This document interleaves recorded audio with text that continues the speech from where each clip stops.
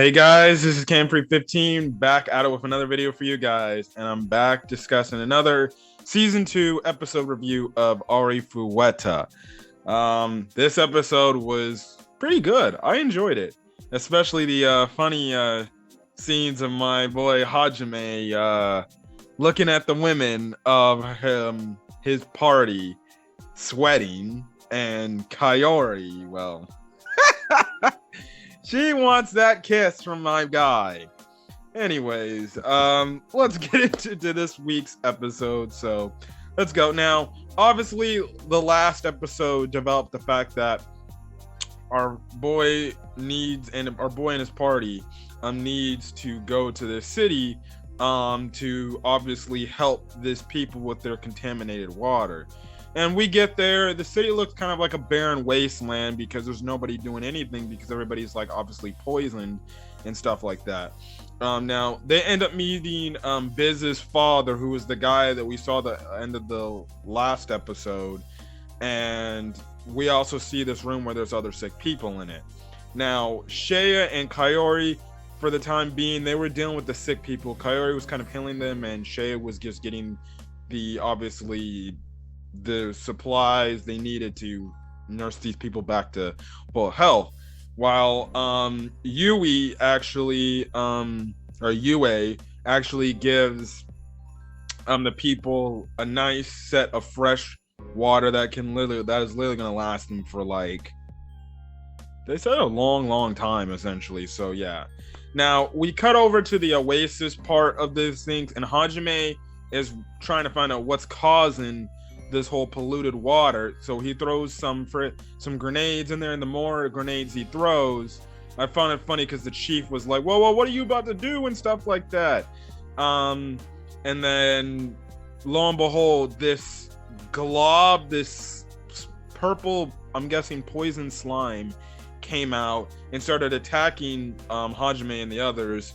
Hajime and the others end up taking them out, and taking down the big slime poison monster. Now we kind of find out that maybe the demons have something to do with this, of why they ended up polluting the water, and we kind of find out that the water's still polluted, but after some time has passed, the water at the Oasis should be back to normal, and they should have fresh water again, and stuff like that. So yeah, and in this whole scene we have it to where freaking Yue and Hajime kiss, and it's so hilarious because Miyu's just looking at it and everything, and Tio looks like she's supposed to be covering her eyes, but no, she doesn't.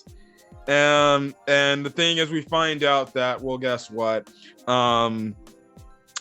Hajime, Shea, Yue, and Tio, they'll go to the labyrinth to go find the still stone and also conquer it as well, while Miyu and Kaori will stay back in the city.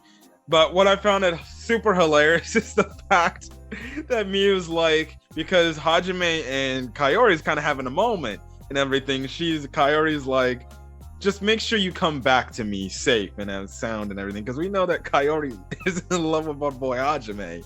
And Miyu is like, Papa, aren't you gonna give big sister Kaori a kiss like you did big sister Yue? And I swear, Kaori's reaction to this entire thing, she's turned a whole 180 degrees, man. She literally grabbed my boy by the freaking time. She's like, you did what now? Please tell me. Did you enjoy the kiss? Did you like it? How long did you kiss her for? And everything. I swear, it is funny. This rivalry between Yue and Kaori is hilarious because Kaori wants that Hajime you know what, but at the same time, you know, Yue already had gotten that.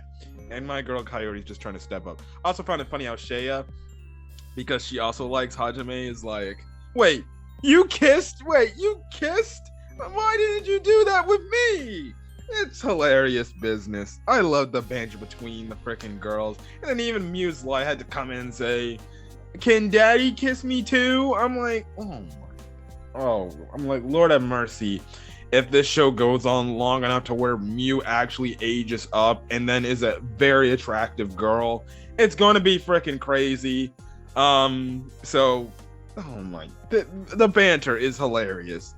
Anyways, they end up going to the volcano. They do make a reference even earlier as they're coming up of the fact that it's really Shea, Yue, and Hajime that are feeling just kind of the wrath of the heat. But Tio, because she's a dragon, she doesn't really feel it. She's kind of like, I'm kind of finding this. This is my element, so I'm good.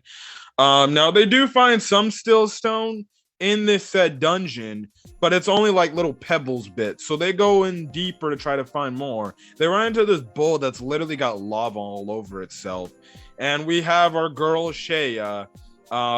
Shea was my favorite girl till I saw till Kaori freaking joined the party. Kaori's my favorite. That's the one girl that I'm like, I'm sorry, you gotta stick by that girl. She was loyal. But Shea takes out the bull, and we find out that Shea's hammer is well upgraded.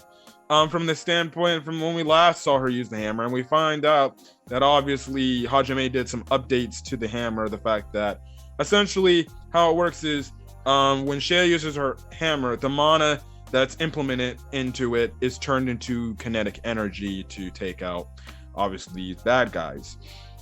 Now, before we get to the ending part of the episode, it's kind of hot and everything, so they kind of chillax in this little cave area, where they make an ice stone and everything, and even Tio kind of blows some cool wind, to cool everybody off and everything. And I found it hilariously funny how freaking Hajime is looking at all the other girls, and he's looking at their chest areas just because of the sweat and everything, and he's like, oh shit. And then it's funny because Yue looks over at him. She's like, what, you want to rub it or something like that? I'm like, oh my goodness.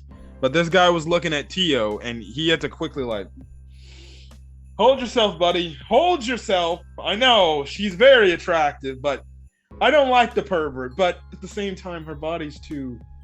Oh, man. I laughed out loud. Now, don't ask me why he didn't look at Shea, but... Who am I saying? He could have looked. He looks at Shea all the time, and he could probably look, and Shea's already got the body of a freaking goddess. Anyways, as we know, Shea is. She literally is wearing a bikini, anyways. But I do like the fact that Tio kind of goes into depth about the labyrinth. The fact that maybe this labyrinth and maybe all the labyrinths you had completed in the past, they're all tests. As a way to, it's a way to test those who seek to fight a god. Like, she brings up the fact, like, the first dungeon at the start of the series was like really just gaining experience and getting stronger by fighting monsters in that. I forgot what she said about the other